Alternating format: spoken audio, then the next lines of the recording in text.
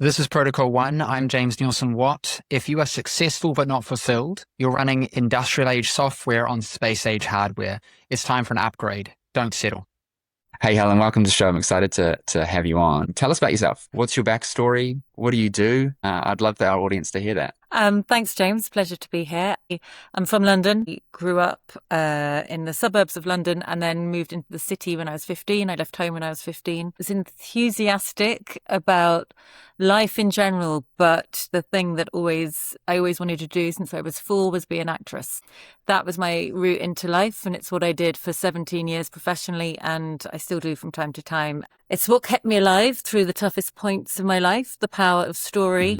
I didn't want to be famous. The idea of people sort of knowing where I lived, I hated that. I loved anonymity. It's what I loved about living in a big city. But I didn't understand people. I didn't understand how other people could enjoy life, or why not everybody felt the same way as I did about politics or the environment. Or I was very passionate young woman and life didn't make sense to me. But through being other people, through understanding the psychology of other parts and characters and different stories told throughout time, I was a huge fan of Shakespeare, that still the humanity in that related to me at the age I was when I started working with Shakespeare was extraordinary, that I could jump time through the human condition. And so that was my be all and end all reason for being on the planet. And I still think the arts are one of the biggest things that we have as our sort of service to get through the hardest things in life. And so that route took me to what I do now, which is run 3 companies, and all of which are united by the theme of to stop living in our head as the primary place that we operate our lives from and start living to our heart. So this head to heart shift. And I think that intelligence is wonderful, but if we use that without the wisdom of our heart, which I think is where it's like the seat of our soul, it's our connection to our faith, it's where our wisdom lives. And if we really want to create something great with our lives, and that doesn't have to be at scale or wealth, but a life that we're proud of, a life that touches other people, that goes beyond selfishness of survival, then I believe that whatever that is, our unique blueprint for doing that exists in our heart. And if we are living from the programs in the mind, often they're constructed through fear, through trauma, and they keep us living something that doesn't allow us to really taste fulfillment and could lead to a lot of success, but it can feel very empty if we're not attached to what's the truth in our chest. And so that is what I do. I do that through a consultancy. I do that through deep transformational spaces with people in groups in a mastermind. And I have a ceremonial cacao business because I believe cacao in its truest, rawest form really allows us to open our heart and is an amazing addition or replacement for coffee that drives connection rather than kind of silo achievement. Interesting. How do you think that relates to your sort of earlier career and being, I don't know what the correct term is, actor, actress? Is it gendered neutral now? Because that, I would presume, while you said that you didn't want to be known, being also then going out on the stage is to be known. So can you speak about that? Sort of, is that an identity conflict that was present? Is that not? Do you see them differently? And then how does that then relate to what you're doing now with more heart-centered approach and more about finding meaning than necessarily showing up for others? Because I would argue, no experience in the world of acting, but in terms of performance, I'm showing up to be someone else, but also to impress others with the presentation of the story. I'd love to hear your thoughts, because for me, I hear a conflict in that. What's your perspective? So I think there's a big difference between acting and stand-up, so for me, the idea of doing stand-up, I would find terrifying because it's purely my mind, my observations of the world, my writing on display, or I would have done there. Whereas as an actor, what I loved was the ability to transform, to live as somebody else for that film or for that play or that TV series, and understand the world through a completely different psychology, body, life experience. That, and having that as like a tuning fork to the audience to be able to break out of their own model of the world by the power of what you channel through you, I think creates great healing, catharsis and connection, compassion. And that was what I was driven by.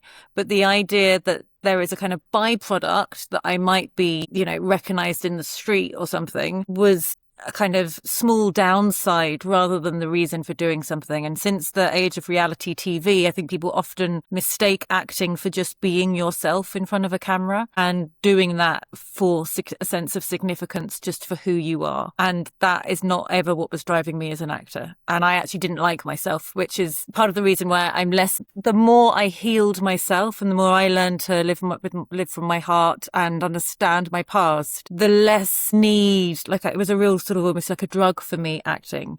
And the less that has an unhealthy grip, because I'm much happier in my own skin. Still value the craft. I still think it's a powerful thing to tell stories for a living, but I don't need it in the same way as I did, because I'm creating in many ways the same thing that always drove me, which is getting more people to find connection from the truth of who they are. But I'm not so worried about being in the limelight for various reasons, because I'm a much more of a full, whole human being. So the conflict, I guess, was not wanting to be misunderstood for the reasons I was doing it, because they came from a very deep place, and I went through a lot of very grueling training, and I got very annoyed by people thinking I was stupid and wanted to strut around and be famous and do it for the money. There's not a lot of money in the arts, so that used to irritate me when I was younger. And so I always was. Well, you said it like that. That's their perception of why you might do it. But as you said, it was an identity thing for you to switch identity in those moments. It sounded like, as a way of managing how you felt about yourself. That's become more balanced now that you've got a shifted perspective. What made the perspective shift? Because a lot of people get stuck in that. They find a vehicle that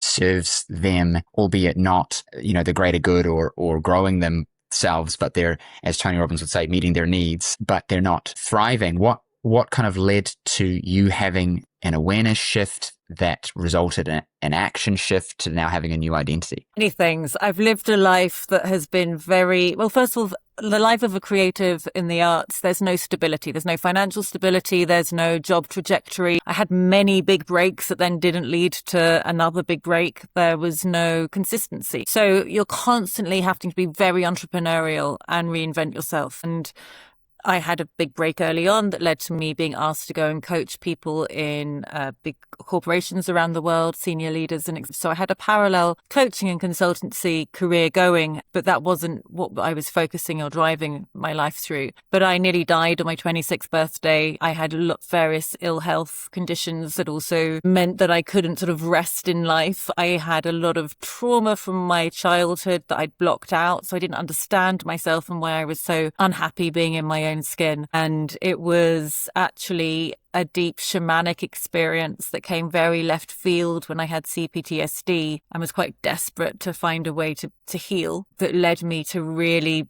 break through the paradigm of how I'd understood life to be, and was the first time that I really cracked my heart open in the most beautiful ways, where I was raised as an atheist and I found faith in an instant, and that led me on a very different path that incorporated traveling around to lots of different communities, alternative ways of living around the world, to understand how to heal beyond the kind of pills from a doctor way we were told certainly when I was brought up by my parents to purely trust Western medicine and the government and trust all the services and systems that we see disintegrating at the moment. And that meant that I had a whole new level of curiosity. As an actor, I was always curious about why people did what they did. But suddenly I was like, why is the world the way it is? Why are we told this is the truth? Why, all the fundamentals really kind of became up for question. And I found myself in the Amazon jungle and doing all sorts of things on my own I never thought I would do. And that led me to becoming a Buddhist for 8 years and leading thousands of people and supporting them in their practice, and various other things that carried on from there to where my faith is now, and becoming interested in money, which I never was, and becoming, into the Tony Robbins world fairly recently. So there have been many things, but first of all, driven by pain, and then secondly, driven by love and curiosity. I love that. I like that you said that you've become interested in money. I think a lot of people have a poor understanding of money, not just economically, but as a concept. And I also think that because of that, we then label it and attach a negativity to it. So to hear you say, I've become interested in money, I think is the opposite of what most people would do if they are heart-centered from this world of like caring and giving, and, being interested in money is bad. But from my perspective, money is a spiritual game. I believe that. And obviously heard a lot with in the world of Tony Robbins, but that sort of confirmed it for me. But it's a spiritual game because it is a value exchange. It is an energetic thing. It's a currency of exchange that I can earn a universal energy, if you will, or power, that I can then store the value that I've created and then use that value that I've created and go and get things, do things, give, etc. And being broke has never helped anybody. Mother Teresa needed money. So it's like you sort of have a duty to create as much as you can, in my view, because it's stored value to then go and do things. Like I've been able to facilitate things with shelter homes and the Marisi group that saves the girls from sex trafficking and be able to provide a platform to them for their educators to use and whatnot, because I had a decent relationship. I say decent relationship with money to be able to store value to then be able to go and create and do. And I think that people look at it similar to, we'll go back to that, I guess the acting analogy or anything really is I will go to money because it gives me a certainty and it starts to control me in a negative way. I will go to acting because it gives me a certainty. It gives me an identity that I can avoid feelings, or I can go to money because I'm called to provide value. And how can I provide more value? And in exchange, I get the currency. Or I can go to something like acting and go, how can I, fulfill myself, fulfill others, whether it's to entertain or to connect or educate or, whatever it is. I think all things have that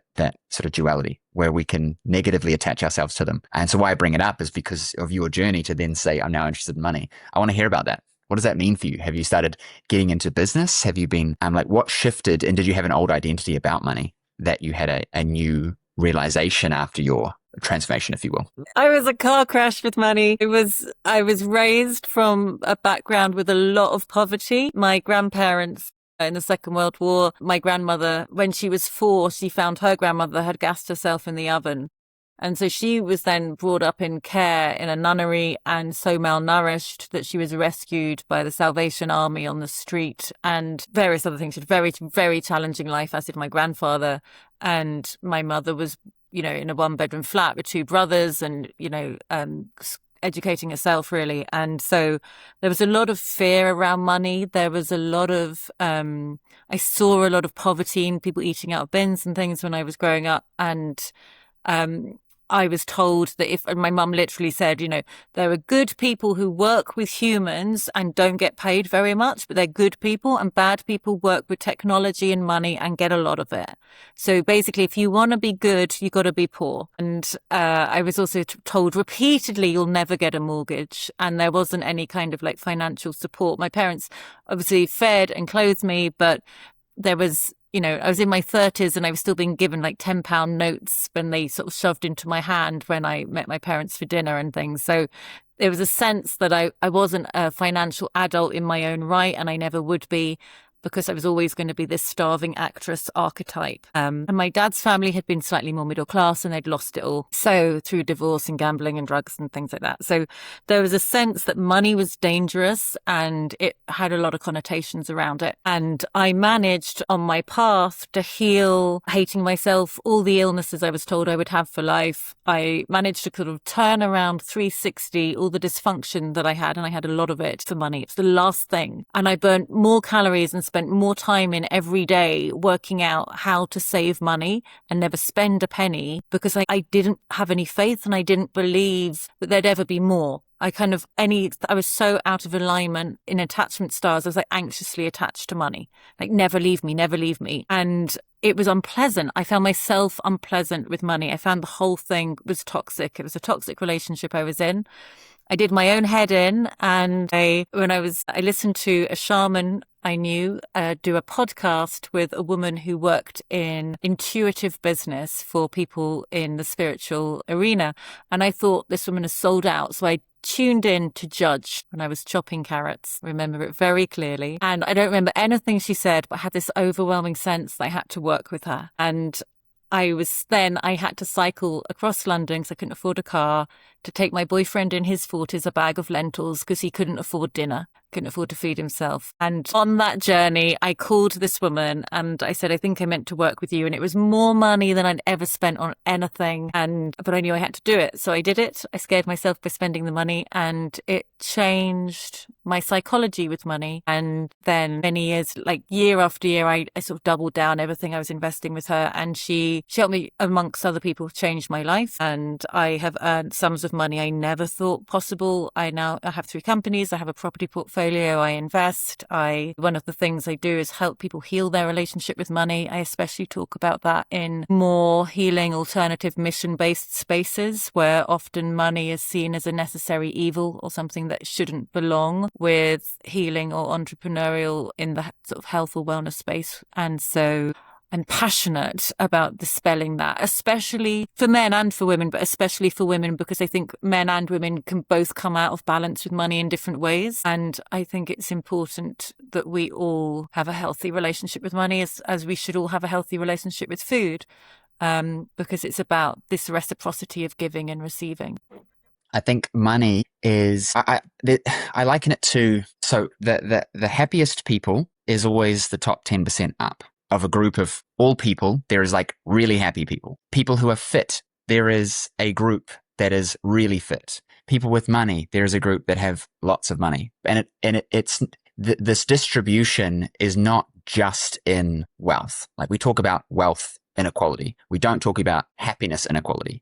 We don't talk about relationship inequality. We don't talk about parenting inequality. There's a lot of things we don't talk about because we've got a cultural obsession with money. And I think it's because it feels like, my thesis here, it feels like I can't get it, and because I don't know how, and it's tangibly obvious that you have more than me and I have less than you. And therefore I can't say that it's me, because that's too difficult as a human being to say, no, you know what? I'm not happy because of me. Like you never say to a person who's depressed, it's you, right? Like, and this is a person who's been through depression, right? You never say that because it's victimization. It's like, you don't know what's going on in their life. It's like, no, I do exactly know.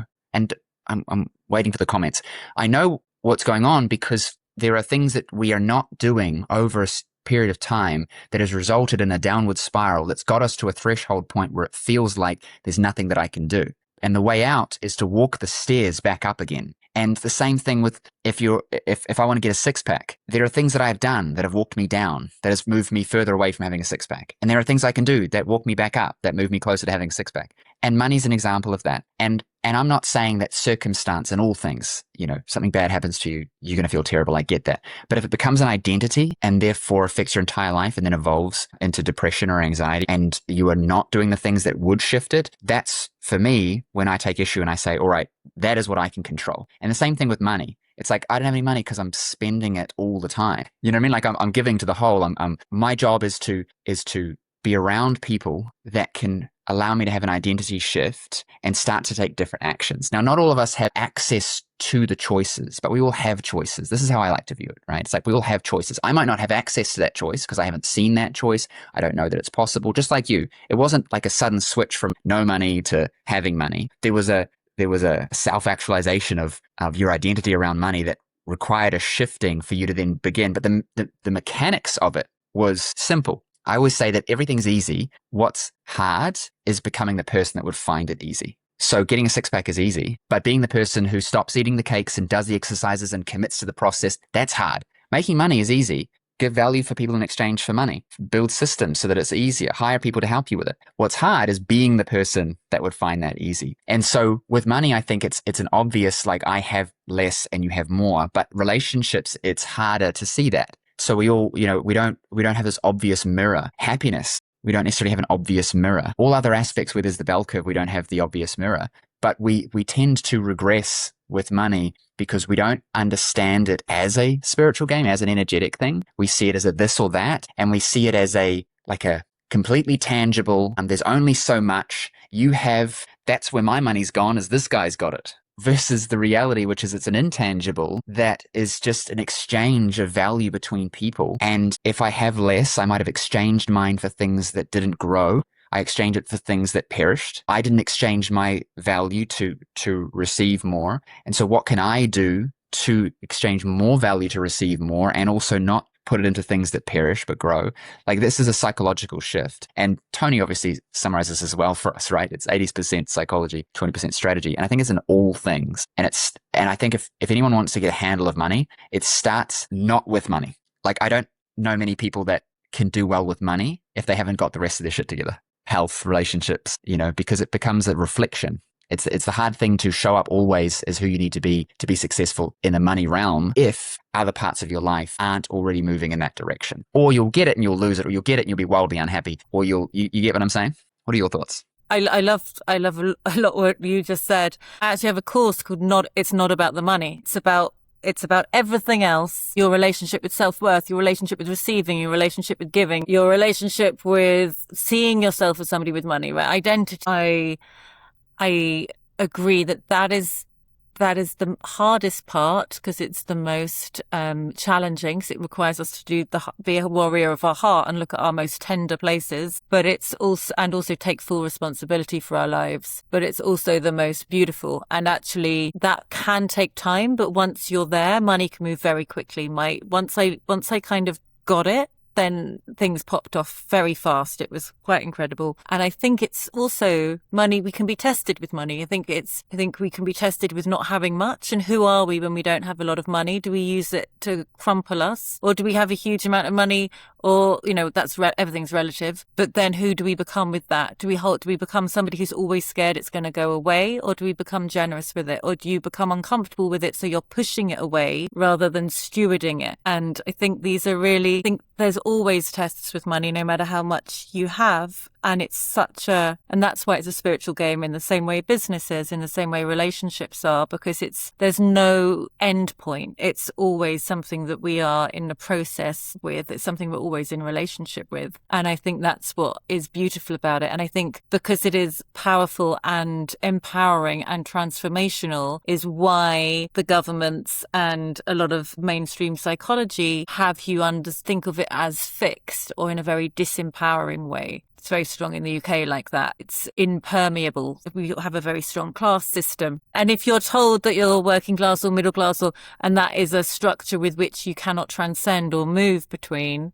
then it's difficult to unlock yourself from that if that's the information that you constantly listen to, and it's the narrative which you construct a prison for yourself. But I'm passionate about more good people having more money and moving it in good ways, because I think that's the fastest way to change systems we just don't like. Let's give it a palatable example. If you're in a relationship and you are not stewarding the relationship, but I forget the specific words you use, but, controlling it, fearful of losing it, not feeling that you deserve it, thinking that because I'm happy, others are therefore unhappy. Those that have good relationships are bad people because they took them from other people. That's why they're divorced, because that was taken. Then you're not going to sustain a good relationship for very long. If you believe that my happiness is at the expense of others, I took their happiness, my happiness can go at any moment, I have no control over it, I'm not stewarding my happiness, navigating through life, then I'm not going to be able to capture any happiness, and I'm not going to be able to keep it even if I do.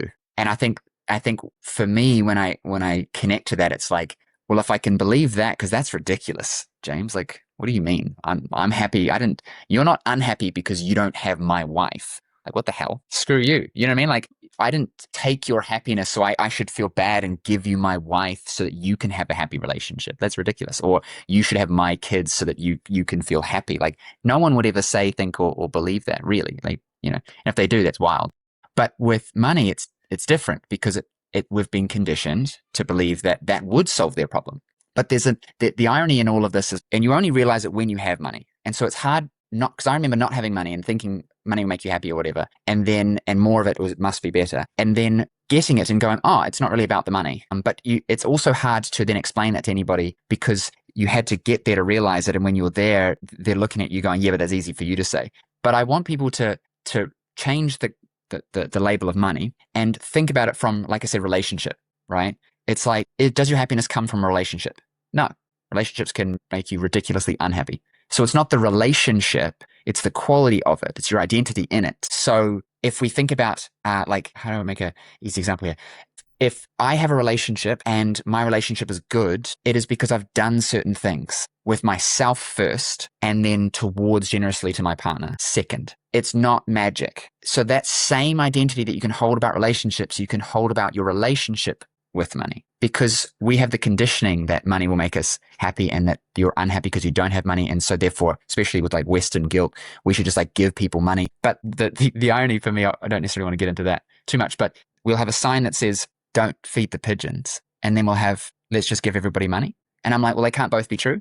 If one creates dependency, how does the other not spontaneously? So without thinking about wider motives of why we might be wanting people to be dependent, I think each of us can take ownership and say, no one's coming to save my relationship except for me. No one's coming to save my personal happiness except for me. And no one's coming to save my bank account except for me. And if we take the charge off the money and we treat it like we would treat what I'm talking about with examples of relationships, we would see money differently and would be able to therefore act differently. And I think that's what you obviously do with your program. But yeah, money's a interesting one. I agree with you. And I think it's also about gratitude, right? I know it's like trite and everyone's heard of it. And in fact, I moved house once and I found a notebook around the same time as I listened to the original podcast, and I'd obviously listened to, I think, a Deep Fat Shock for a sort of 30-day thing. And it's like, I had this notebook of doing lines of gratitude. I am happy for my bed. And I was obviously so angry writing that I'd gone through the paper. And I was not in a vibration of gratitude. I was doing the exercise furiously, resentful. And it's the same thing. Like, I know people who have vast quantities of money and aren't happy, are not content, are constantly looking at what they don't have. And at any stage of like my financial journey, I could look at and be unhappy or happy. And it's still something I have to catch myself with. Am I looking at what I don't have, or am I looking at what I do have? And what is the energy? Is it excitement to grow, or is it out of fear or resentment? And am I coming from love or fear? And it's the same even when I struggling to feed myself in a day, I still had a roof over my head. I still had a choice of what top I was going to put on. I still had more than one pair of shoes. Like, you know what I mean? Like, there's always more we can train ourselves to deepen into gratitude. And otherwise, there's no point having more, because yes, money can solve problems, etc. But if you're not grateful for what you have, why would life, God, the source, whatever words you use, want to give you more? It's like when you buy a present for somebody and you're excited to give it to them, and they go, oh, and chuck it away. You don't think, oh, can't wait to give them Christmas present or another birthday present. You think, I'm not going to invest that much in giving them again, and because they haven't appreciated it. And yet we do this ourselves all the time. The best person to give a gift to is somebody who's just ridiculously grateful for anything. And so, because now that person's going to receive more gifts, because everyone wants to give that person a gift because they feel good when they give the gift, as an example. And so, yeah, it's wild. You have some interesting businesses, and they seem to be in different areas. How do you do that? What led to that? Are they all connected in some way of a common thing, or did you like, because you got property, you said you've got some other things. Talk us through that. It has been so, and I my word would be God, but you can replace that with whatever word you use. I feel like God in my life has given me one stepping stone at a time. They have never been in a order that makes sense. I've never had a sort of 9-to-5 job. I've never known what I was going to do for more than 6 months ahead. And often that was the longest I ever knew. So I have got very good at living in the unknown and following my intuition and following my heart and following where I feel God is leading me. And so I pursue what lights me up. I pursue my joy. And that was what I was doing as an actor. It felt like it was my lifeline. And so through acting, I won an award and I was invited to speak at a very well-known company to their C-suite and I thought, what am I going to tell all these people who have lots of power and money? I wasn't interested in it. But because I wasn't interested in it, I was able to connect with them in a way that they weren't used to. And I came in with sort of deep psychology, which is what I was trained with in acting, and it opened their eyes. And then I was sponsored to do some psychometric training and various other modalities. So I ended up working with C-suites around the world in communication skills. And I went into that in 2008 in the city of London right after the financial crash. where there wasn't an appetite for actually training in soft skills, but they wanted to tick a box in some of the companies I was in. I won't mention any names. And as I found the work fascinating because as an actor, your kind of research is other human beings. So I was meeting people I'd never come across normally in my acting world. And alongside that, in 2014, I had what I would call a spiritual awakening, or I had suddenly overnight a very stronger sense of what was possible in the world. And then I became very passionate about the need for the work and to take it to another level of depth. And then I started having very strong understanding of Buddhist frameworks and philosophy and deeper sort of shamanic understanding of 7 generations in the past and the future when you're making decisions. And so wanting to add a much deeper emotional intelligence or emotional fitness level to the work. And so that I pursued, and then had my own consultancy and work set up. And it was in the lockdowns where people started to go, oh, where's Helen? She's been talking about this stuff for ages. I'm having a bit of an existential crisis. Let me talk to Helen again. So that saw an expansion in my work. And before that, I'd been speaking in business schools and things like that across the UK, Oxford and Cambridge, etc. And then I was working with more people, more entrepreneurs, more visionaries who were curious about what I did and how I did it, because it was not pure corporate training by any stretch of the imagination. And so I have a consultancy, and I work with very companies who are looking to shift to a very healthy, emotional intelligence-based, conscious leadership type style model of culture. And I have a framework that I've designed, which includes health, includes nutrition, includes not a prescriptive model, but an understanding that is very much part of being able to regulate your emotions and seeing emotions as a feature, not a bug of our human condition, and understanding them,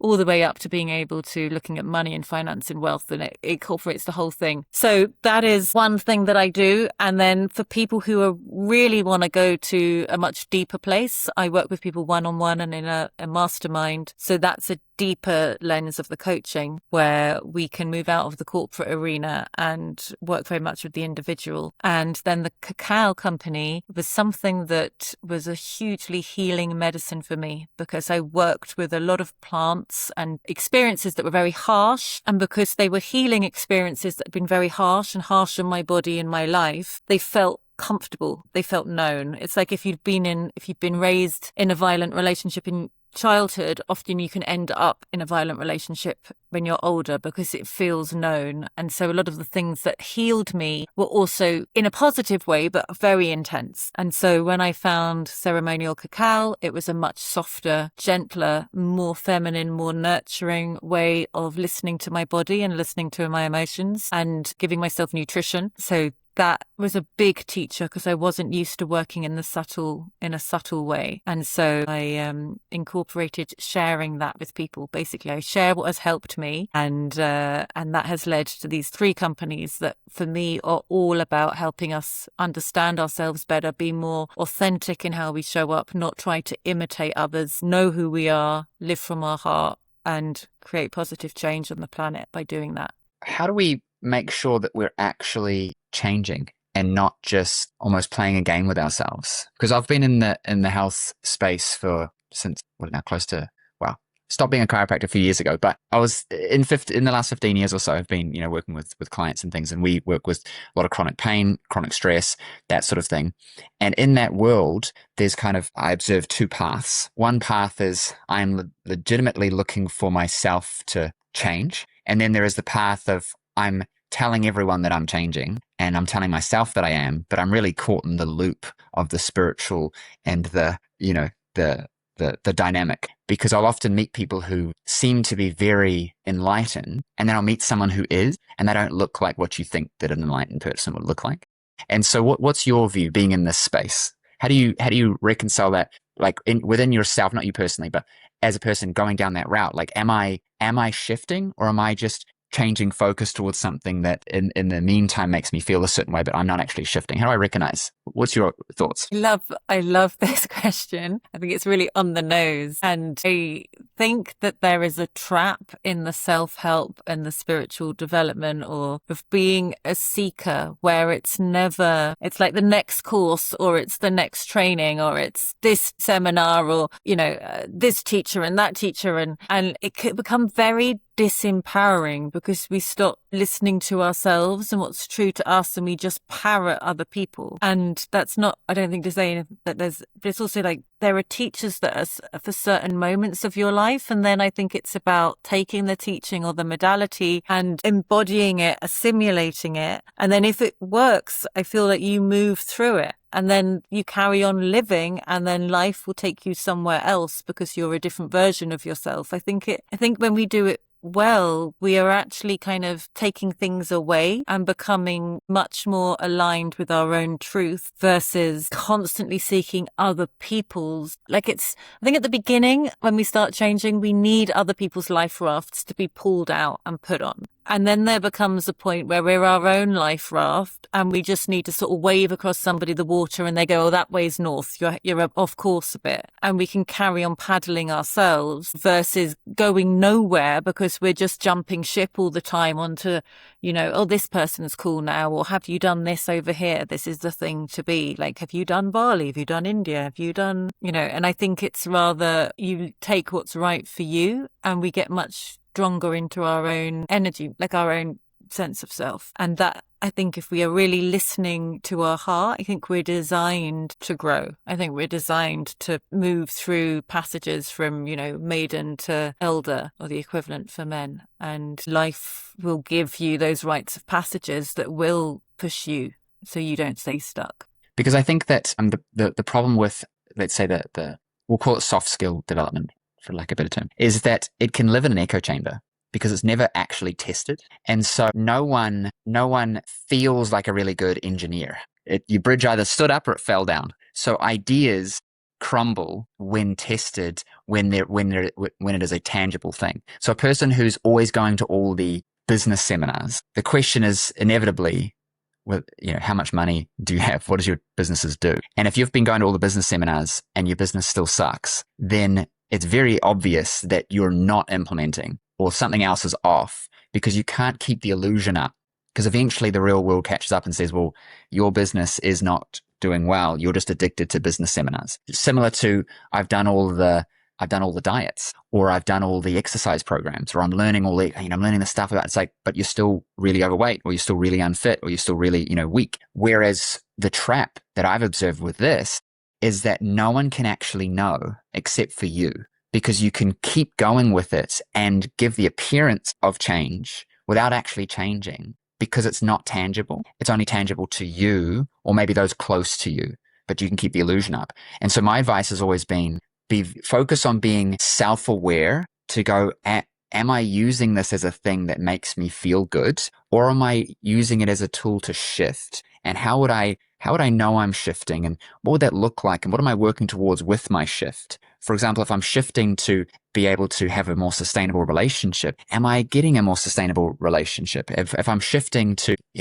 arbitrarily increase my friend circle and be able to talk to more people or whatever because I'm, struggling, am I now doing that? So that it comes into the real world, because there's been so many people that we're talking about this topic, I'm not, bagging on it. But I think that with anything in self-development, we have to look at, am I developing, or am I ticking the boxes and doing the next seminar and going up in the levels, so to speak, without actually transforming? A good example of this is, we're both in Tony's Platt world, and you can meet people and you would assume, well, you're at that level, you must have your shit together. And you go there and you're like, no, you don't. And it's like, wow, how long have you been doing this for? A long time. What's going on? Was it like really bad and now this is a much better version? Or are you just stuck on this treadmill of sort of self-gratifying in programs and courses and stuff, instead of going, for what purpose am I doing these things? How am I measuring that I'm moving forward? Like, not all of it is necessarily tangibly measurable. I'm a bit analytical, but you get my point. It's like, am I actually progressing with this? Or am I just buying another book because I enjoy reading the book, and maybe I just need to admit that I just enjoy the thing rather than necessarily the change? Because I've observed it clinically. A lot of people, like, a great example of this is I'd have patients with anxiety and they would come in and they would tell me all about it. And they would say, I have an anxiety disorder. And I go, okay.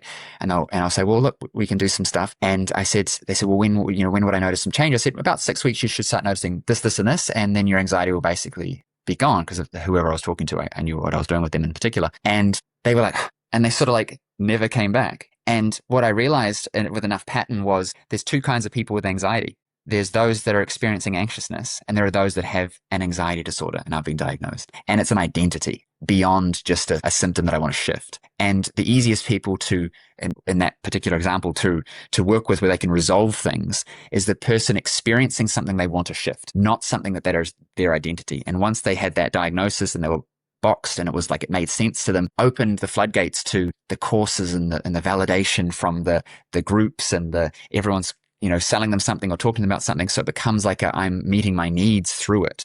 And so for me, what broke it for me was going, am I meeting my needs through my anxiety and depression and stories and money issues and whatever? Because that's a hard thing to face, but as often I've found very much at the core of most people's lack of shifting is that they are meeting their needs in their suffering. And that's why, to circle back, with the softer stuff where it's less tangibly like you've progressed or not, it's very easy to get caught in that, the spirituality side of things. Because you can meet, like you said, you can meet the person and they're stereotypically looking spiritual, but you have a conversation and it's like, you're not. And that's not a judgment. It's just like you're in spirituality versus being spiritually connected, or you were in personal development instead of having personally developed. You know what I mean? I do. And I think we'll do it. And because we get to it sort of like we can't constantly be there. There's a place where we have to plateau and integrate and assimilate. And then we have to get ready to leap again. And that it is a leap because we get to a place where I've healed. Oh, great. Thank goodness it worked. It was really messy to get here. And then it takes a lot of courage because the actual transformational piece is really messy and really ugly often, and requires you to not know who you are again and break down that identity, which is then, better than I was. So I don't want to let go. And yet if you are developing, just come out of a program myself and this week, and I was like, I don't like who I am. I don't know what I'm doing. Nothing makes sense. I don't want to be near anybody. But it was the work working. And when I sat and allowed myself to go through a very uncomfortable, yucky process, I now feel I'm reaping the benefits and things have started to click. But it's easy to pull back from that and to mask and to play. Like there's a term in acting called phoning it in, which is when you display the emotion rather than allowing yourself to actually go into the despair and perform from that place, because it costs you, it's a tax on you for doing that. And it's often why actors develop drug or alcohol disorders, because it is very painful to do that. But that's where the kind of the truth of a performance often lies. And so we can phone in self-development, or we can actually take ourselves through that healing journey, which can be ugly and painful and vulnerable. And especially if we've become teachers or leaders or established in a certain field, we don't like feeling like we don't know what we're doing again. But that is the kind of uncomfortable edge of being outside of our comfort zone.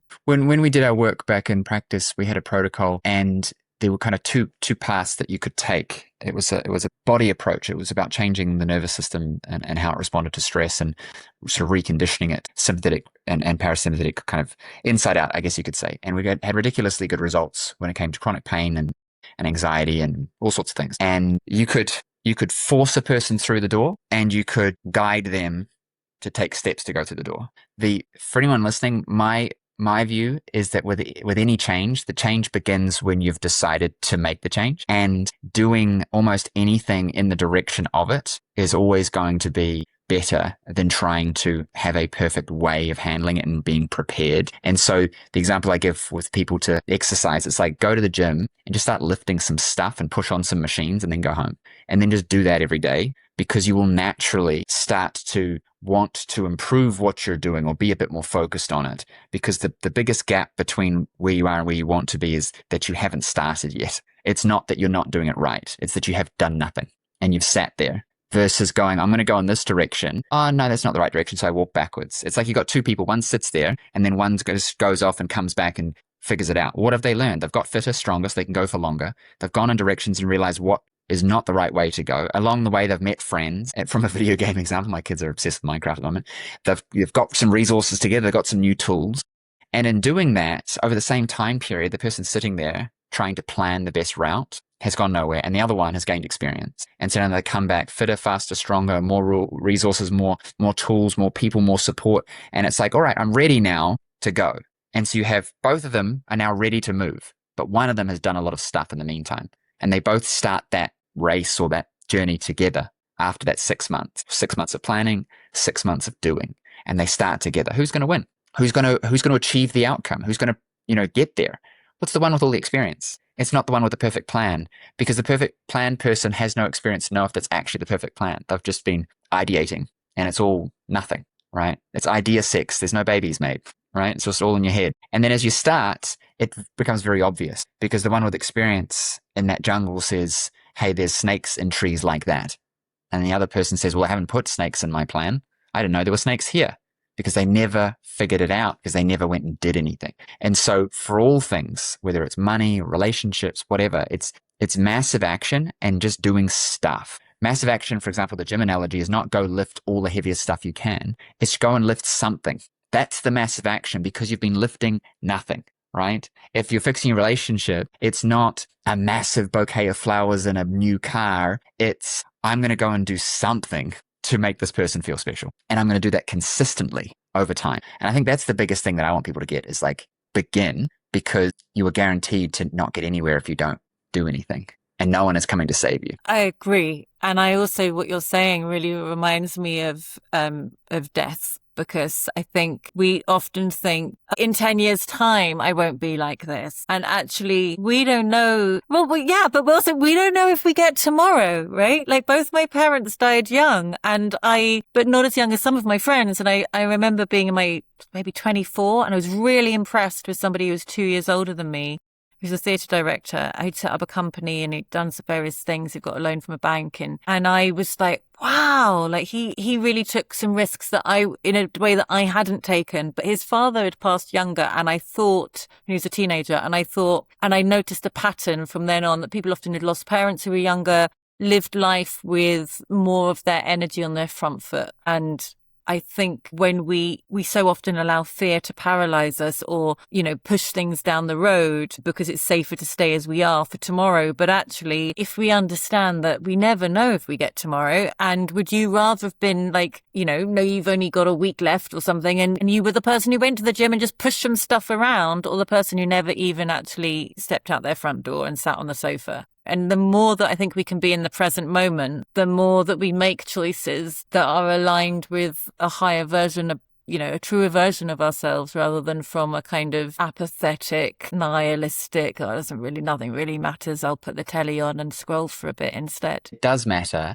because otherwise you wouldn't have any desire to live and to continue. It's that it's not worth it. There's a nihilistic view against an idealized outcome that you've already said that you can't achieve. And so to make yourself feel okay with not going after that thing, you create reasons why you can't, which turns you into the good guy as to why you haven't gone after it, because nothing matters. But it does, because if someone came into your house with a gun, stuff matters. If your house started burning down, stuff matters. So it's like, what stuff matters? And I think that all of us need to work on that before we necessarily look outward. Jordan Peterson talks about make your bed, as that metaphor. It's like, what matters to you, and let's build on that, because how can you have more of that? For example, if what matters to me is my family, how can I have more of my family? Well, to do that, I'd have to have more time.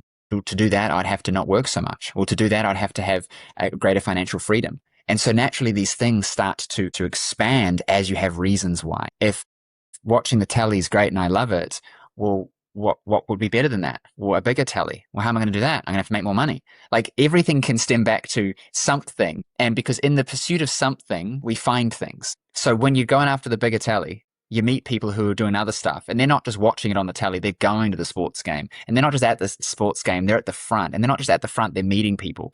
And so suddenly there becomes this natural, like, if I can do this and there's a better experience, then there must be a better experience. And so it comes back to like our primary question. My primary question is how can I make this even better? And so even better to me could be just more attention with my kids, more focus with my kids. Lego, but under a tree. Lego, but I don't know, outside, right? Like it becomes not that it's not enough, but I want more of the thing that I'm valuing. So what would have to happen to have more of that versus just arbitrarily sit? Because a lot of people say, well, I could have a boat, I guess. Who needs a boat, right? I could have a nicer car. Yeah, but who cares? Like, my car's fine. And so you start to just sort of apathetically do less and have less because you can't justify why you would do more, to have more, that's only because you're aligning it towards things that you don't value, things that you don't really care about. So what are the things you care about? And then work from there. Because it's, well, if I make more, I can go and give more. But if you don't really care about the giving, then that's not a good target to put there. But if you care about, for example, the connections that come with I'm making this up, the parties that are related to the giving, then how much you can give means you can be in more rooms and more parties. And you might say, well, that's not, whatever. But hey, the richest people in the world who are giving, even if it's not as much percentage as your income, are giving a hell of a lot more than you are, because they have more to give, even if it is less proportionally.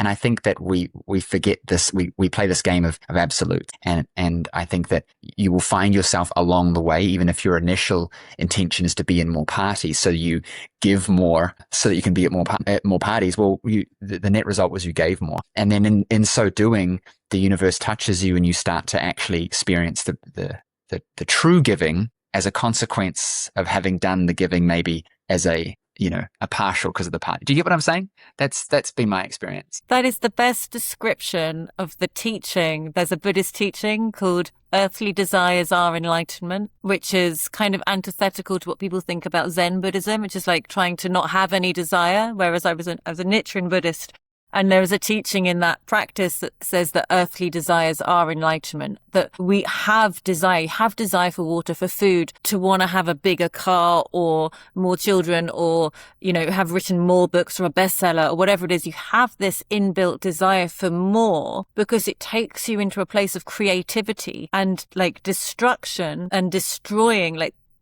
and wanting to tear everything down is the opposite of life. And so and as you and people say, well, you've got to have money to realize that money's not the thing. It's always, if you're pursuing, you're growing, even if it is to become less miserable or a better lover or whatever it might be. It takes you into life more. And as we're living, you're going to learn lessons. And as you're learning lessons, you're going to become a different version of yourself and go deeper into the journey. And that's what we all need to be doing. Otherwise, we're stationary, and we cannot be stationary because life is taking us going past us. So then we're destroyed. We're moving backwards and we're dying, essentially. So I think you just described life. Like good and evil and light and dark. I'd have to find the clip, but it was a beautiful illustration sort of what you're talking about in the nature of like what is good and what is not good. Anyway, I have to find it and send it to you. I think you'll love it. But no, to your point, yes, your job is to acquire wisdom, and you don't have any wisdom if you do nothing. Your wisdom is don't do nothing at the end of your life. I could have figured that out quite quickly. So what other wisdom can I gain? And I look at people's lives as either examples or lessons. Don't do that, right? Don't put your arm in the lion cage. That's why I have one arm, because I did that. Don't do that, right? Do this. And then that is the collective progress. Is we have to have people that are doing things. We forget that everything that we have is because of a few that have done things. Whether those few have given their lives, whether those few have been, risk averse enough to go and try and create things. Like I have Starlink internet because a dude said, hey, I'm going to put all my money into figuring out how we can have satellites that beam us internet. And now places that don't have internet can have internet, which gives them access to the rest of humanity, which then all of us improve because of that. And development is then not isolated off into countries that currently have technology, but becomes accessible to everyone. Like that took a risk. That took somebody to decide to do it. The roads you have is because of the people that built the roads. And the reason we had money to build the roads is because of the people that were productive to create the money to be able to tax to do it. Like it becomes very interesting when you look at how we view, like we want to circle back to money, how we view money and others versus how it actually works. A lot of people don't know that like the top 10% pay more tax than like 50% and below in actual amounts. And that if we taxed everyone into oblivion and the richest left, then there'd be no one to tax to pay for the things that we all want to be giving. And so there needs to be a symbiotic relationship between those who are productive and producing and that we are taxing and those programs we want to give, because the money has to come from somewhere. And when you look at the net of who uses things, like it starts to get really weird when you dig into it and you go, gosh, this is a system that we need to understand, and it starts with us. And the only thing that we can really do is how can I become more valuable to myself first by thinking differently and taking different actions. And then to my people of immediate influence, in my case, my wife and kids, and then to, maybe my friends, and then maybe my community, and then it expands out. That's how we're going to create any kind of change and add to the field, if you will, versus being an avoidant. I'm going to stop climate change as a 22-year-old at university who's done nothing. It's like, I'm not saying that that's necessarily, no judgment, but it's like, what can I do to be a person of influence and grow? I think is the core thesis, because that person will have an impact. That person will have resources, capital meaning people, intellect, money, time. They'll have the capital, the resource to be able to then go and deploy on the things that they care about. That's our duty. That's how I'm trying to raise my kids, and how I'm trying to, compete with myself is around that. It's amazing. And I think it's such a healthy philosophy to raise children with, about what can you contribute by growing versus what can the system give you? What does the system owe you? And I also think it's, Tony talks a lot about meaning, and I think that can be underestimated. But I think it's really the essence of everything, because it's like the hardest things that we go through or that people can go through are often then people who feel compelled to create change in that area. And that leads to a shift in the world versus I had a lot of my life lessons taught through Buddhism, don't pity people. I remember saying something about somebody who's homeless on the street that indicated pity, and I was told off by a Buddhist who said, no, the second you pity somebody, you're seeing them as a victim. And that's not to say somebody deserves something or something like that, but everybody has power within them. We are all powerful human beings. When we tap into that power, we can transform. We can change how we relate to life in a single moment by the meaning that we give something and how we shift. And it's treating everybody, whether we agree with them or not, by respecting their innate humanity. And that is a powerful. To pity, because it assumes no power to change, which is to basically say you're not good enough, you're useless, you need stuff because you can't help yourself, which if you said that out loud, it's like, oh, that's dark. And I think that's like the toxic empathy sort of topic comes up, and especially in the West, because we have a lot and don't have to deal with as much adversity. We find problems, and as well, like if the society is too masculine, then it cares for no one. You could argue, and if it's too feminine, it cares for everyone. And I think that we're in a dynamic at the moment of trying to find that balance again, because the toxic empathy of pitying and victimization through good intention is actually harmful, as you said, to say, I pity them, because you're taking their power away to make change. You're basically saying, yeah, you can do nothing. Like, you're like this, you're this color, you're this height, you're this whatever. There's nothing you can do. And it's kind of like, what's more disempowering than if I went up to my son and said, sorry, bud, like, did you know that you're half Indian? And that means that you're half brown. And that means that, you can't achieve as much. Like, holy crap, I'd never say any of that. But that's only a Western idea, because you go to these other countries and they don't have these same ideas. It's just us in our country, we do. And for me, that's really weird, because we're all born in different circumstances and we all don't know what each other person has gone through. But that doesn't and things happen legitimately. I lose my legs. But some of the most inspiring people I've talked to, they have no legs, or they have no arm, or they've got whatever. And so you go, so should I pity them or should I not pity them? Like, should I pity everyone until they become something despite that thing? Like, how does the pity work? And then, because they would be like, screw you, dude. Why are you pitying me? I pity you. I'm happier. I'm richer. I'm this, I'm that. I just don't have any legs. But that meant that I could win the Paralympics. I couldn't have won the regular Olympics. Now I've got an opportunity to do this. Like, it's like everything is what you make of it. But that in itself requires a self-directive, I'm going to do it. And I think where it comes from is not all of us make the decision to change the meaning about the thing and shift it from this happened to me, but this happened for me. And so in that, we start to claw on people to go help me because I'm struggling with my thing. And it's also hard to be like you don't want to be, how do I put it? You don't want to be like, screw you, Dave, just get your life together, and just stepping over that person. But at the same time, there's an element of we need to, get our shit together and do stuff. So how do you balance that? When is help toxic? When is a lack of help toxic? And I think as a society, we need to figure that out. But what I do know is that if each of us individually take responsibility for what we can control, what we focus on, what we do, then the culture will shift. Because as I said before, We all know not to feed the pigeons, feed the stray animals, because there becomes more of them. But at the same time, that doesn't happen when we think about how we do a lot of charitable giving. I think to take it into a personal, like where we can think about it, it's like, don't feed the pigeons in ourselves. Don't feed the stray animals in ourselves. It's like, there are moments in my life when I need help. Like when I have been at rock bottom several times and needed either emotional support or physical help. And that's part of the human condition. Like, we are all interrelated. But then it's like, if you make that your identity, that is the problem, versus this is a stepping stone. And then I get to repay the favor when I am someone who can then be someone who gives help. Which is the hardest thing to do in the moment, because there is a innate need to soften and be a victim, because at the end of the day, babies get all the help and all they have to do is cry. And we have to go through a stage of development where our parents stop caring and be like, dude, I'm not helping you. And there is a transition for us as children. I'm dealing with this with my kids, where it's like, no, get your own water. And it can be viewed as, my father is not providing me nourishment, or my dad is so concerned that I'm going to be a victim my entire life that he is lifting me up to become somebody.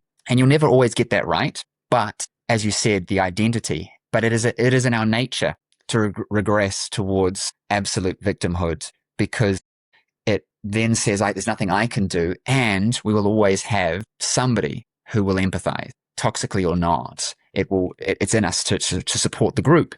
It's just to make sure that we are not taking advantage of that ourselves, so that we can be empowered, I think. Like, I can need help. But you know that feeling of like, I need help. And then it's gone to that place of frantic scarcity. I need help. And I've lost the frame of, I can help myself. Like, I might actually need some help, but I can still go out there and do things. An example would be, I really need food and I'm getting really hungry and I haven't had any food. Do I just sit there and lie on the floor and hopefully food will fly into my mouth? No. At some point, I have to get food. I'm going to go and ask for help. I'm going to go and seek. Like, that for me is, I think that's the crux of it. Are we still seeking? Are we still acting? I might need the help, please. I need food. I need help. But how am I doing that? Am I just sitting there, or am I going out there and going, I need food. You've got food. Listen, can I clean your car? Can I build a fence for you? All I just need is a sandwich. I'll do anything that I can. Like, am I seeking? Am I acting? Am I coming from a place of, there's something that I can do? I think that's the key thing. So to wrap up all of the concepts too, even like, am I spiritual or am I just in spirituality? It's like, am I seeking the growth? Am I seeking to participate, or am I expecting to receive? Because what does it say? My grandmother used to always say to me, God helps those who help themselves, but God help those who get caught helping themselves. She was a funny lady, but there's even in the Bible, it's like, you still need to be going and doing stuff. You know what I mean? More will be given to those that are doing than those that are not. And there isn't virtue in having nothing. We should help the poor, but there's no virtue in being poor. We should help those who need, but there's no virtue in being needy. We should simultaneously support and be someone who tries. I think that's the thesis. Yeah. And there's all an area of our life where we need help, and there's all an area of our life where we have more to give, right? Whether that's knowledge or experience or finances or time or whatever it could be. So yeah, there's so much. We could talk about this a lot, because where I'd want to go next in this conversation, when I'm conscious of time, is, and I say this a lot on the show, is the world's going to get really weird in the next 10 years with AI. And we're going to get to a crisis point, I think, where people are not going to know what to do with themselves. And we see it already with talking about everyone's stressed about wealth inequality and this person has more. Meanwhile, they're complaining on their cell phone, on the internet, with access to all movies, songs, humans, knowledge, and never had more opportunity and a quality of life at any point in human history. So to measure it purely off of money while in a Western country is wild to me, especially when the pharaohs of Egypt would have wished for half the stuff that we have and couldn't afford to buy it. And so what's going to be worse is when everything is available to us and everything's cheaper and we don't have the fulfillment through activity because we have to work less. So how do we find that in ourselves beyond work? Because so many of us get our meaning from our work, and that's great. But what happens when you don't have to work? Are you going to resentfully still work? You're going to find meaning in a different way. And I think that it's really important for all of us to introspectively look at that, because it's going to get more and more like that over our lifetime, where like I'm in Thailand and I can work from I'm doing this with you, like technology's already making things crazy. I can order anything for much less and it arrives to me on a scooter in like 20 minutes. I never have to leave my house. So that's just going to get more accessible, more easy, more fast. So we're not going to need the money because we can have the things because the cost of it is less. So then what? We will find problems if we want to find problems, or we'll find empowerment if we want to find empowerment. So to kind of land that plane, we have ultimate control over what we focus on, what we do, what we choose to believe, the meaning we give things. And it can sometimes feel like we don't, but that is just us victimizing ourselves to say that we don't have control. When we do, we can shift our situation, we can shift our perspective, and we can be in a place that allows us to receive, and then the universe provides. The birds don't get a job to find food.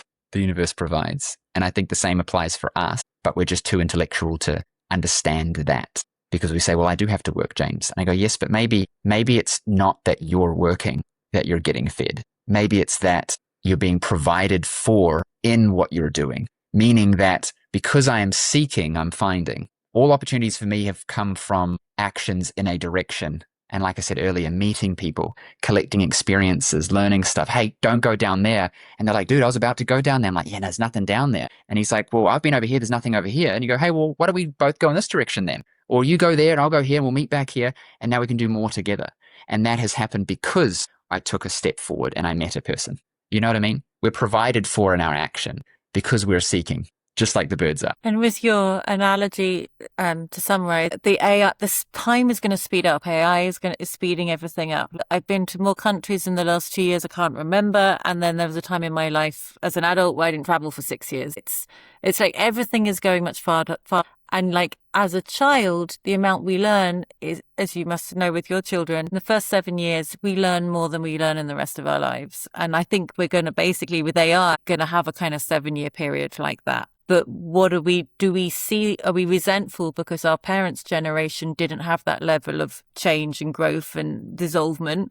Or do we see it as an opportunity to not necessarily know where we're going, but take that in itself as a way to deepen and be okay with not knowing and make meaning and make sense from what it is? Yeah, this has been amazing. Helen, thank you so much. Where can our audience find out more about you and start following what you're up to and see what you're doing? They can come and find me on my website, Helen Millar, millar.co.uk, which is my deeper, sort of more personal stuff. And if they are more interested in the corporate side of things and the speaking and coming into your business, you can find me at hearty.company, which is HEARTY.company. Yeah.